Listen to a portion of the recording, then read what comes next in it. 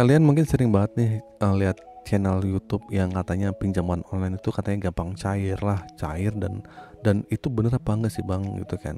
Oke, langsung saja nih saya akan bahas tentang masalah menurut sebuah data yang dikeluarkan oleh OJK, ada pinjol yang memiliki tingkat kredit macet yang sangat tinggi nih akhir-akhir ini. Nah, ini agak aneh nih, kenapa baru terjadi di pinjol gitu. Padahal kan pinjaman itu sudah ada sejak zaman dulu. Ya, sudah ada koperasi simpan pinjam, juga ada bank, mungkin ada media-media konvensional lainnya gitu kan, pinjaman konvensional lainnya. Kenapa kok pinjol yang banyak sekali orang yang gagal bayar, dan apa penyebabnya? Apakah separah itu kondisi di Indonesia?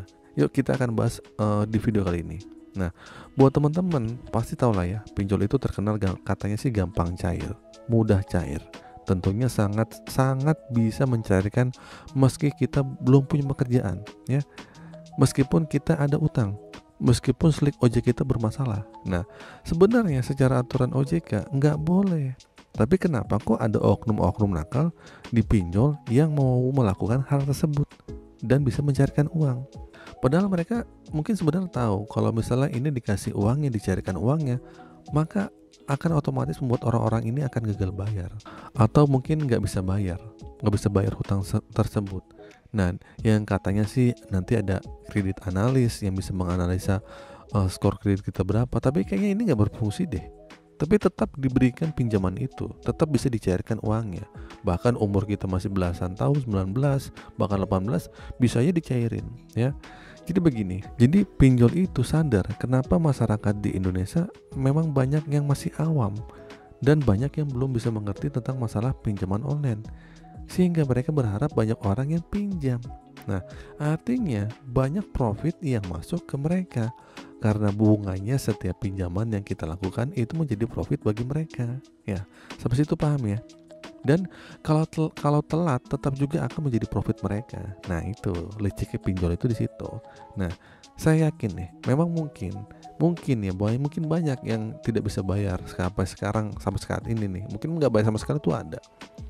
Pasti ada juga yang mungkin telat 2 hari, 3 hari, yang mungkin ada dendanya mungkin 10.000 sekian lah gitu kan per harinya gitu. Nah, itu kan tetap menjadi uang dan menjadi profit mereka. Jadi kadang banyak pinjol juga yang mungkin dalam tanda kutip itu agak nakal, pengennya cari profit aja doang ya. Nah, itulah mereka dengan sengaja meminjam uangnya ya. Sekarang tinggal mereka kuat-kuatan mental kepada teman-teman deh yang gagal bayar tuh gimana. Siapa yang lebih kuat mentalnya, itu yang diuntungkan. Mengingat hal tersebut, maka nggak heran ya banyak yang pinjol-pinjol nakal itu terus memberikan atau mencarikan pinjamannya ya. Karena semakin banyak yang cairin, karena dia juga semakin untung.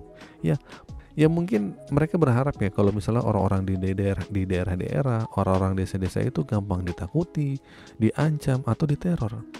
Sehingga mau nggak mau mereka juga harus misalnya jual aset gitu kan, terus akhirnya mereka bingung. Nah, ini jadi masalah gitu. Nah, akhirnya mungkin itu terbukti lah, dan itu berhasil.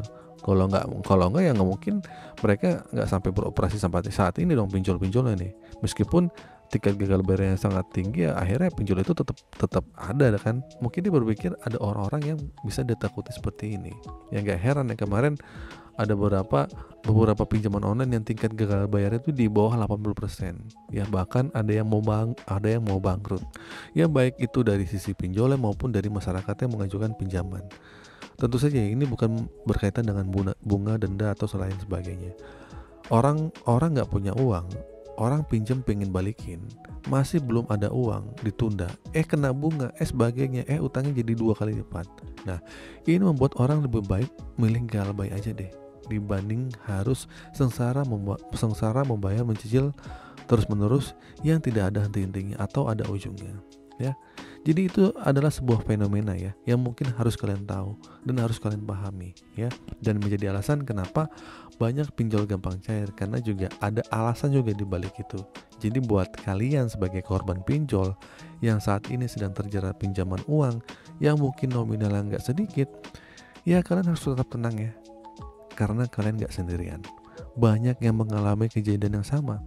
Tapi dengan kesalahan-kesalahan tersebut, kalian bisa evaluasi untuk bisa berhenti mengajukan pinjaman online di suatu saat nanti jika masalahnya sudah beres. Ingat ya, semua ini berawal dari banyak masyarakat yang membutuhkan dan juga banyak yang aplikasi pinjol yang hanya ingin mementingkan keuntungan saja untuk meraup penghasilan. Jadi, dan ujung-ujungnya banyak kejadian yang tidak kita harapkan sampai terjadi di masyarakat Indonesia. Saya cuma bilang nih, kita harus cerdas terkait pinjaman online ya. Oke, itu saja teman-teman video kali ini. Semoga video ini bermanfaat. Akhir kata, assalamualaikum warahmatullahi wabarakatuh.